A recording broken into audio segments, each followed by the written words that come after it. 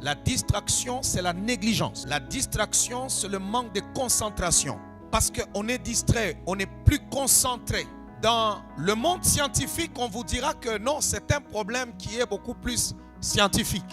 Il y a des gens, ils sont tellement distraits qu'on leur donne des médicaments pour la concentration. Mais aujourd'hui, j'ai besoin de te dire qu'il y a certaines affaires qui sont spirituelles. Tout n'est pas seulement charnel, mais il y a des choses qui sont spirituelles. Tu peux avoir la soif de prier, d'aller servir Dieu. Et puis à un moment donné, tu sens que la distraction te prend. Tu peux passer ton temps sur le téléphone et tu as oublié l'heure de la prière. Tu peux passer ton temps devant la télévision et tu as oublié l'heure de la prière. Ça s'appelle l'esprit de distraction. Quand ça te prend, tu deviens négligent. La distraction fait en sorte que tu ne vas pas accomplir même certaines choses. Les tâches dont tu connais importantes, tu ne vas pas le faire.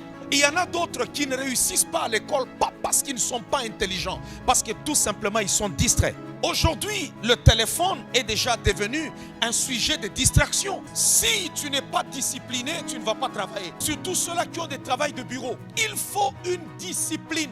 Deux fois dans la vie chrétienne, on a le jargon de dire il est distrait. Parce qu'au moment où Dieu veut te visiter, tu peux être à l'église. Quelqu'un amène dans ta vie une distraction. Tu oublies la vie de prière. Tu commences seulement à t'intéresser aux choses inutiles. Lorsque la bénédiction veut frapper à notre porte pour nous faire rater la livraison, le diable nous envoie la distraction. Au lieu que David soit à la guerre, il est resté chez lui, se promenant sur le toit. Un distrait et devient négligent, il n'a rien à faire. Et là qu'il ira voir Bathsheba, il voit une femme belle. La distraction va t'amener très loin. Reviens maintenant, reviens à toi-même. Je veux en ce moment que tu reviennes, que tu abandonnes la distraction. Quand on est distrait, on ne compte même plus son âge. On ne regarde pas ce qui est essentiel. Mais l'ennemi te distrait. Quand on est distrait, on ne va plus aimer encore Dieu comme avant. On s'intéresse à des futilités. Aujourd'hui, tu commences à dormir sans prier. Tu te lèves le matin, tu commences ta journée sans prier. Et il y en a même qui mangent maintenant sans avoir prié. Tu es devenu négligent. Aller au culte, ça devient lourd. Parce que tu te dis, ok, je veux y aller.